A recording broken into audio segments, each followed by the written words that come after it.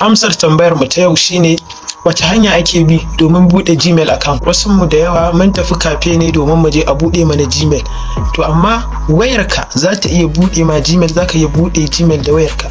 Ku biyo ni da wannan bidiyon daki-daki za ku ga yadda ake bude Gmail. Da farko zaka nemi setting din wayarka, sai ka shiga, zaka nemo wajen adin account, gashi nan sai ka taba.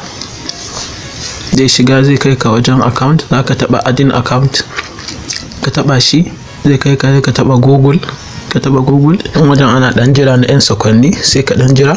Zaka taba create account, zaka taba for my personal use, zaka taba shi sai ka wuce, zaka dan jira sai ka rubuta sunanka, gashi na ina rubutawa na biyu.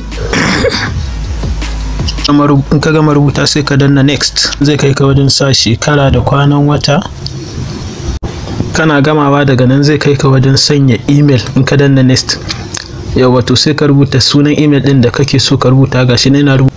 Idan sunan da ka dauka wani ya dauka za su baka suna, gashi nan za su kaka wajen sanya password, gashi na rubuta sai ka rubuta. Kana gamawa an ka danna next, shikenan ka gama bude Gmail account. Yanzu za mu tafi kai tsaye zuwa YouTube. Can YouTube yadda ake bude YouTube channel ba, insha